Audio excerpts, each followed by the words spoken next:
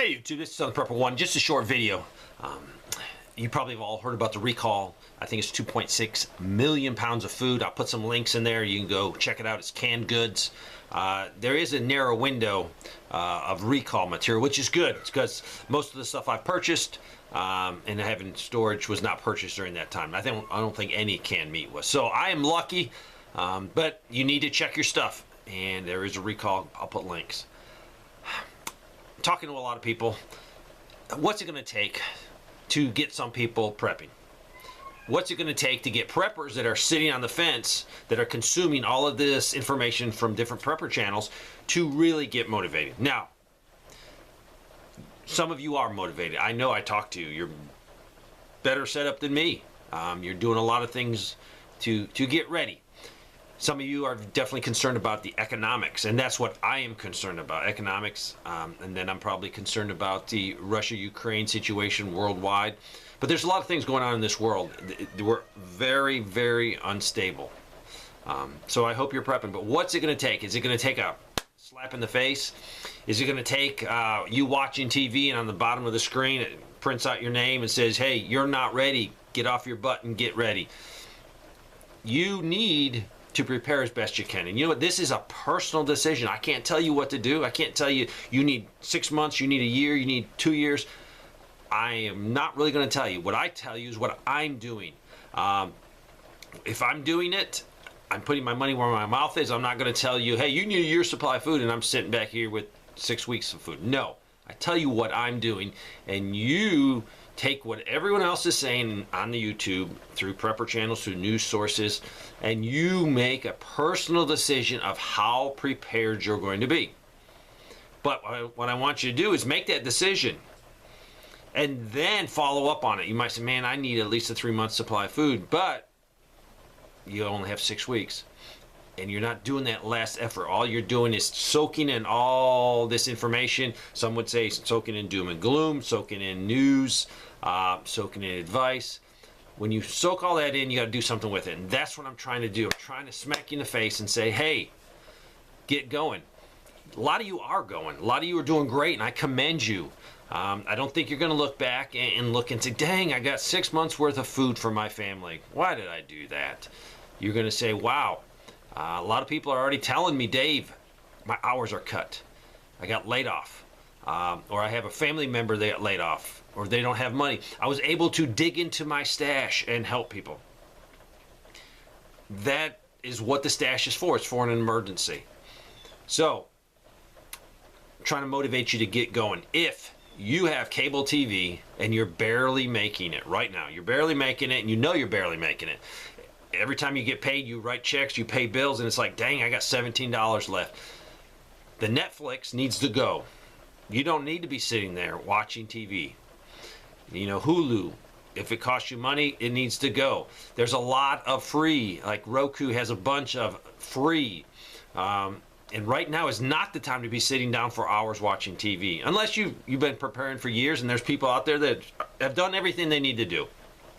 And then they're in this mode of, they're relaxed. Trust me, being prepared for any emergency, you get more relaxed. You hate for that thing to happen, like the ice storm that people are going through in Texas. Prepared preppers, you know, have done everything they can do. And when it hits, and they go with the flow. Now, knowing when it's hitting you and you're like, dog, I should have got more gas, or you know what? We're almost out of some canned meats, or we're almost out of this. I should have went to the store. I should have bought that stuff. I should have stocked more water. You got to do what you can do. Now, that is limited by the abilities. A lot of people are handicapped in some way where they don't have a lot of ability to do a lot of things.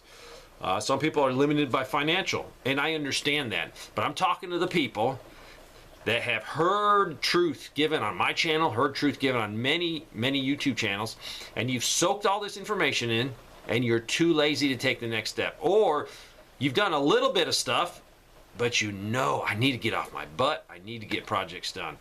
We are in, we're not in panic mode. We're in get it done mode. You know why? For a few years, I'm looking back at a couple years, I'm saying, Dave, you were lazy. You should have been hitting it harder. You should have been doing more. And I actually feel that. I think, you know what?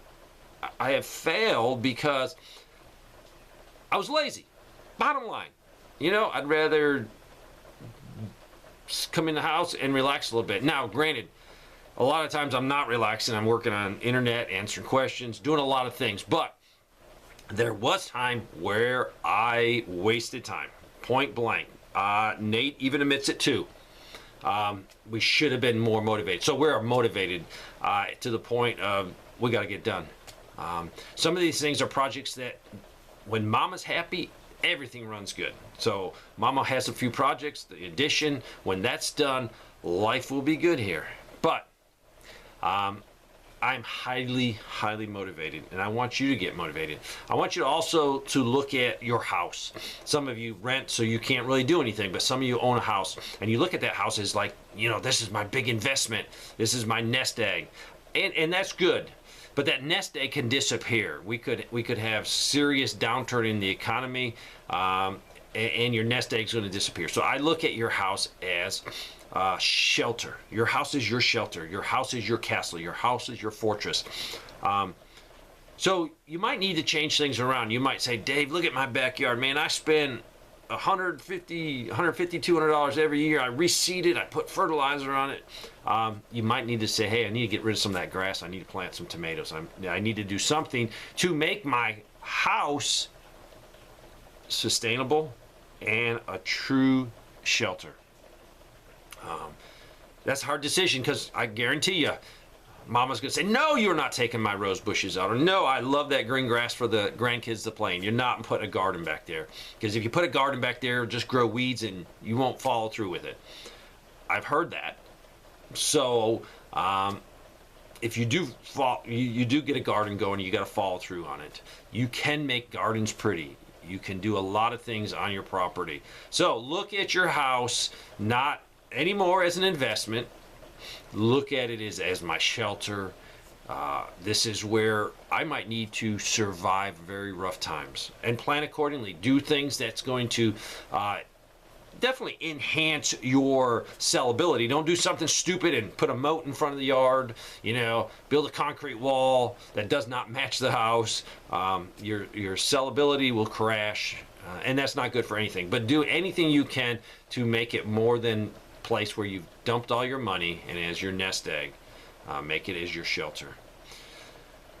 So today, I'm not telling you what to do. I'm telling you what I'm doing. I'm doing a run to the grocery store.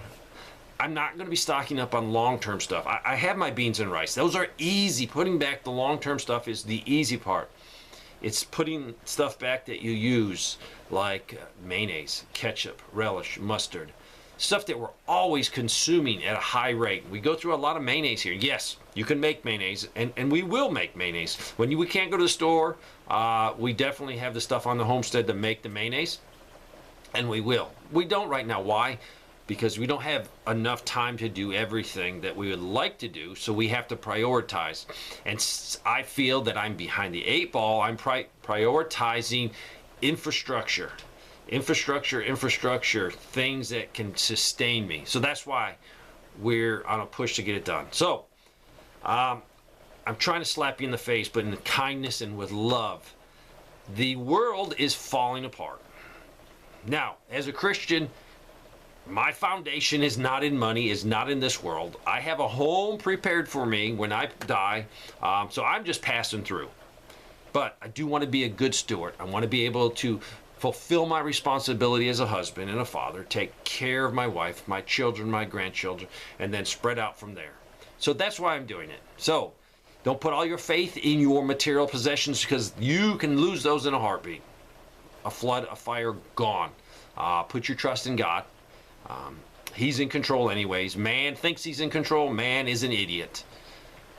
So this is your slap in the face. If you know you have to do some work, do it. Do it quickly. You will feel better after you've accomplished those things that you know you need to do to take care of your family. Thanks for watching.